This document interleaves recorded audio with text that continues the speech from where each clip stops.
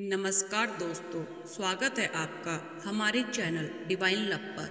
आज हम बात करेंगे नवरात्रि के दूसरे दिन ये पूजी जाने वाली माँ ब्रह्मचारिणी की कथा और उनके महत्व की। नवरात्रि का दूसरा दिन माँ दुर्गा के ब्रह्मचारिणी रूप की उपासना को समर्पित है। ब्रह्मा का अर्थ है तप और चारिणी का अर्थ है आचरण करने वाले, यानी माँ ब्रह्मचारिणी वही स्वरूप है जो तपस्या और संयम की शक्ति का प्रतीक है। आप सभी पर माँ ब्रह्मचारिणी की कृपा सदैव बनी रहे।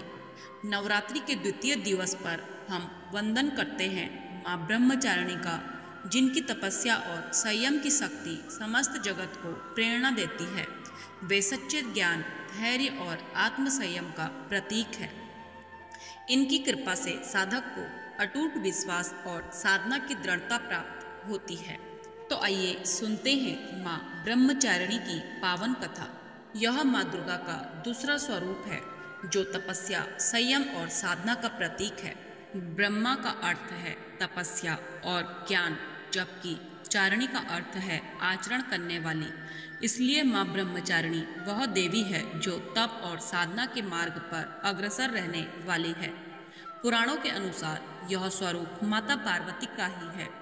जब उन्होंने भगवान शिव को पति रूप में प्राप्त करने के लिए कठोर तप किया था, माँ ब्रह्मचारिणी के दाएं हाथ में जपमाला और बाएं हाथ में कमंडल होता है, जो तपस्विनी स्वरूप का प्रतीक है। उनका तेजस्वी और शांत मुखमंडल साधकों को संयम और तपस्या की प्रेरणा देता है। माँ ब्रह्मचारी का स्वरूप त्याग और कठिन तपस्या का परिचायक है। माता पार्वती ने भगवान शिव को पति रूप में प्राप्त करने के लिए कई वर्षों तक घोर तप किया। प्रारंभ में वे केवल फल फूल खाकर तपस्या करती रही, फिर कई वर्षों तक केवल पत्तों पर जीवन यापन किया। इसके बाद उन्होंने अन्न और जल का भी त्याग कर दिया और कठोर व्रत धारण किए। माँ की यह तपस्या हजारों वर्षों तक चली, जिससे सभी देवता, ऋषि मुनि और स्वयं ब्रह्मा जी भी प्रभावित हुए। उनकी इस कठोर साधना के कारण उन्हें ब्रह्मचारिणी नाम से जाना गया।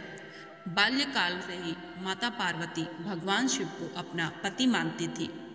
जब नारद मुनि ने उन्हें बताया कि पूर्व जन्म में वे सती थी और शिव जी को पुनः प्राप्त करने के लिए अब उन्हें कठोर तपस्या करनी होगी, तब माता ने संकल्प लिया कि वे हर कठिनाई सहकर भी अपने आराध्य शिव को पति रूप में प्राप्त करेगी।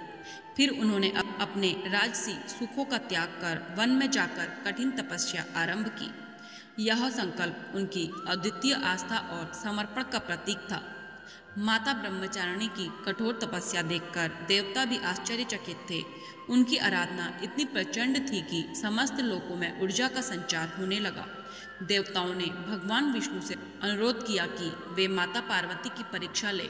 भगवान विष्णु ने स्वयं उनके धैर्य और समर्पण की परीक्षा ली और अंततः सभी देवताओं ने उन्हें आशीर्वाद दिया कि वे अपने तप से भगवान शिव को प्राप्त करेगी।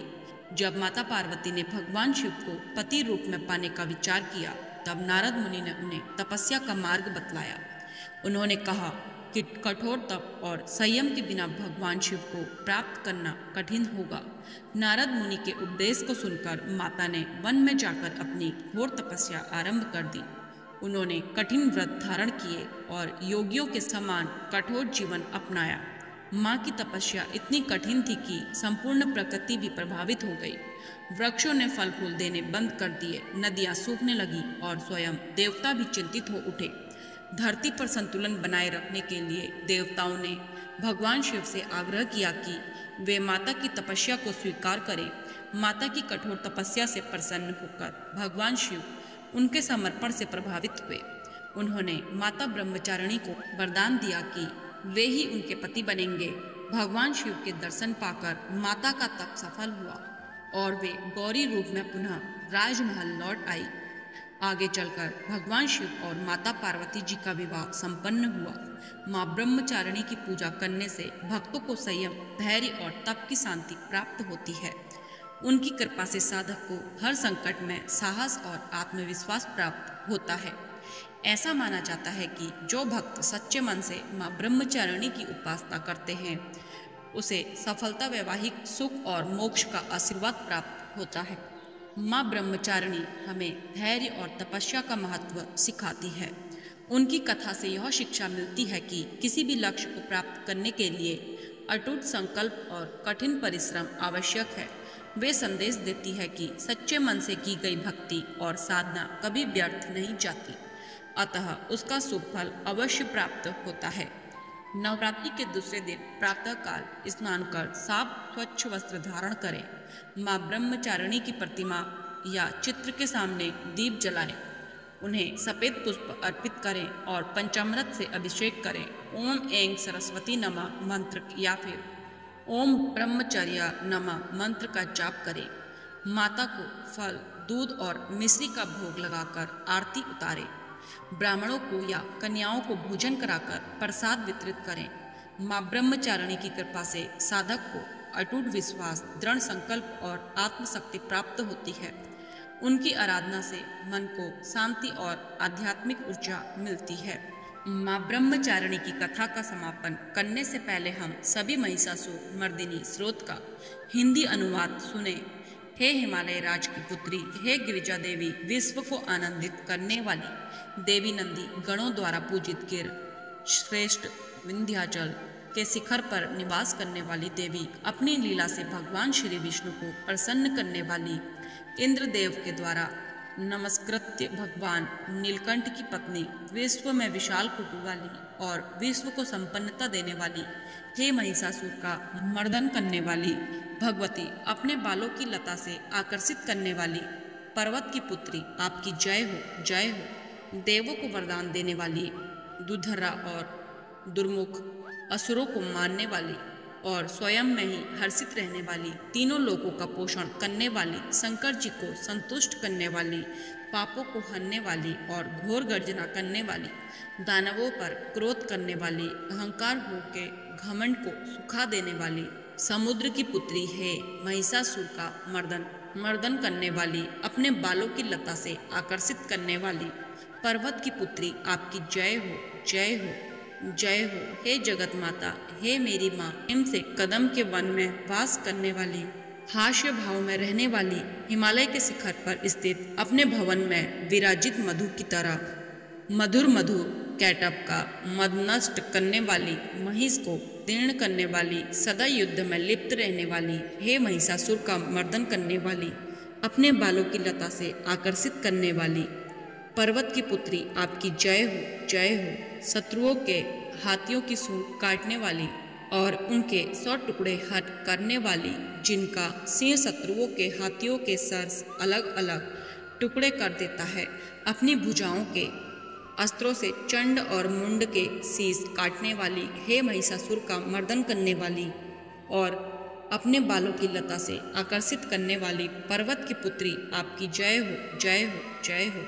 रण में मदोमत शत्रुओं का वध करने वाली, अजर अविनाशी शक्तियाँ धारण करने वाली, प्रमितनाथ अर्थात शिव जी की चतुराई जानकर उन्हें अपना दूत बनाने वाली, दुर्मति और बुरे विचार वाले दानव के दूत के प्रस्ताव का अंत करने वाली, हे महिषासुर का मर्दन करने वाली, अपने बालों की लता से आकर्षित करने वाली, पर्वत की पुत्री, आपकी जय हो, जय हो। शरणागत शत्रुओं की पत्नियों के आग्रह पर उन्हें अभय दान देने वाली, तीनों लोगों को पीड़ित करने वाले दैत्यों पर प्रहार करने योग्य त्रिशूल धारण करने वाली, देवताओं की दुंदुभि से दुमदुम की ध्वनि को सभी दिशाओं में व्याप्त करने वाली, हे महिषासुर का मर्दन करने वाली, अपने बालों की लता से आकर्षित करने वाली, पर्वत की पुत्री, आपकी जय हो। मात्र अपनी हुंकार से धूम्र लोचन राक्षस को धूम्र अर्थात धुएं के समान भस्म करने वाली, युद्ध में कुपित रक्त बीज के रक्त से उत्पन्न अन्य रक्त बीजों का रक्त पीने वाली, शुंभ और निशुंभ दैत्यों की बलि से शिवजी और भूत प्रेतों को तृप्त करने वाली, हे महिषासुर का मर्दन करने वाली, अपने बालों की लता से आकर्षित करने वाली, पर्वत की पुत्री, आपकी जय हो। युद्ध भूमि में जिनके हाथों के कंगन धनुष के समान चमकते हैं, जिनके सोने के तीर शत्रुओं को विदीर्ण करके लाल हो जाते हैं और उनकी चीखें निकालते हैं। चारों प्रकार की सेनाओं, हाथी, घोड़ा, पैदल रथ का संहार करने वाली, अनेक प्रकार की ध्वनि करने वाली, बटकों को उत्पन्न करने वाली, हे महिषासुर का मर्दन करने वाली, अपने बालों की लता से आकर्षित करने वाली पर्वत की पुत्री, आपकी जय हो, जय हो। देवांगना के तथा थे थई आदि शब्दों से युक्त भावमय नृत्य में मग्न रहने वाली, कुतुक अड़ीज गीतों को सुनने में लीन, मृदंग की धू धूप धीमी धीमी आदि गंभीर ध्वनि सुनने में लिप्त रहने वाली, हे महिषासुर का मर्दन करने वाली ने बालों की लता से आकर्षित करने वाली पर्वत की पुत्री, आपकी जय हो, जय हो।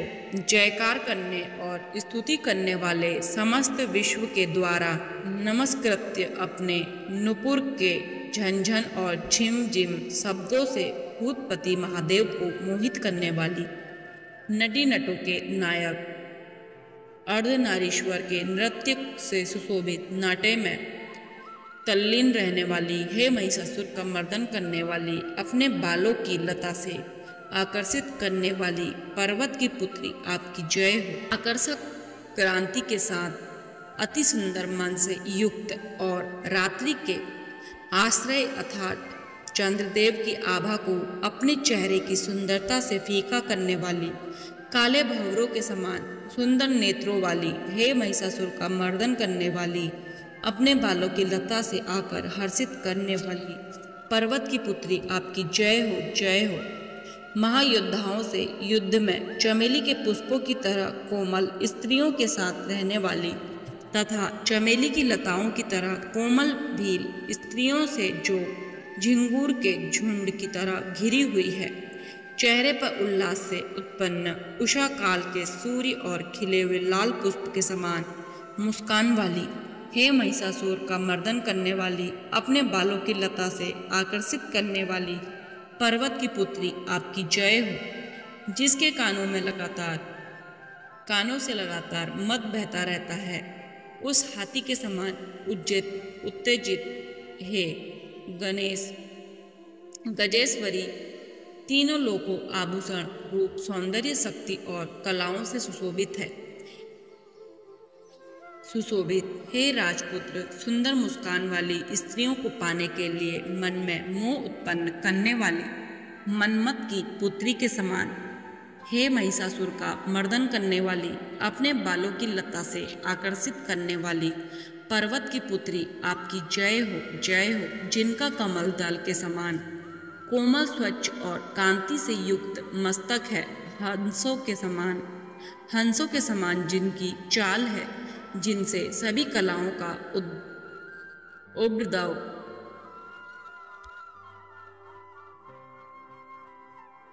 उपद्रव हुआ है, जिनके बालों में भंवरों से घिरे कुमुदनी के पुष्प और बकुल पुष्प सुशोभित है, उन महिषासुर का मर्दन करने वाली, अपने बालों की लता से आकर्षित करने वाली पर्वत की पुत्री, आपकी जय हो। जिनके हाथों की मुरली से बहने वाली ध्वनि से कोयल की आवाज भी लज्जित हो जाती है, जो खिले हुए फूलों से रंगीन पर्वतों से बिछड़ हुई पुलिन जनजाति की स्त्रियों के साथ मनोहर गीत गाती है, जो सद्गुणों से संपन्न सबरी जाति की स्त्रियों के साथ खेलती है, उन महिषासुर का मर्दन करने वाली, अपने बालों की लता से आकर्षित करने वाली पर्वत की पुत्री, आपकी जय हो। जिनकी चमक से चंद्रमा की रोशनी फीकी पड़ जाए, ऐसे सुंदर रेशम के वस्त्रों से जिनकी कमर सुशोभित है,